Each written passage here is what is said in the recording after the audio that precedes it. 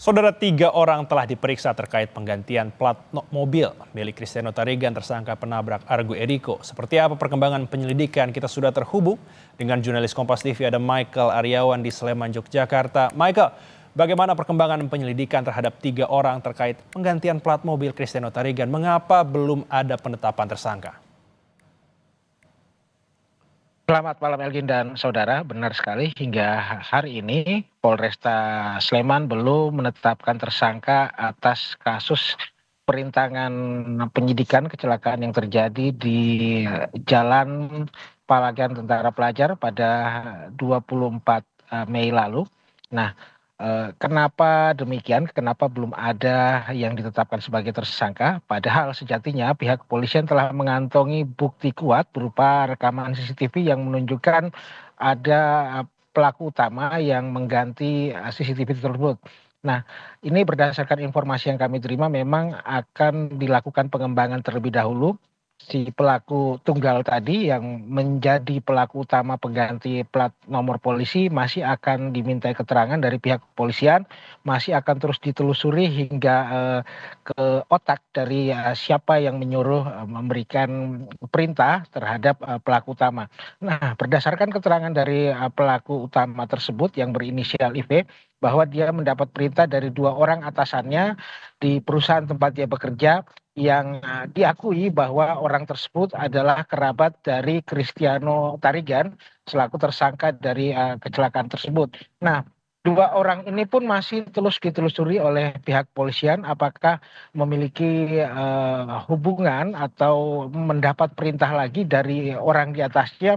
Ini yang menjadi penyebab kenapa hingga saat ini penetapan tersangka belum dilakukan oleh pihak kepolisian atau setidaknya belum dilakukan rilis terhadap media massa atas penetapan tersangka tersebut. Namun pihak Polresta Sleman sudah menegaskan bahwa akan ada tersangka dari kasus perintangan penyidikan ini berupa penggantian plat dari yang semula palsu menjadi plat asli.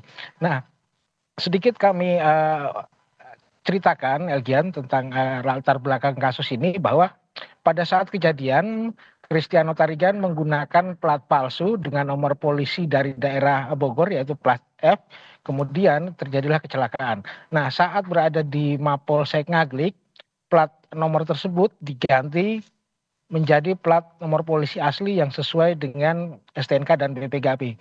Nah, ini diakui bahwa hal tersebut dilakukan agar pihak kepolisian atau masyarakat umum tidak mengetahui jika sejatinya Cristiano telah melakukan kesalahan melakukan penggunaan plat nomor palsu saat berkendara di jalan umum. Nah, tetapi kemudian ini berkembang dan menjadilah kasus baru yaitu perintangan penyidikan karena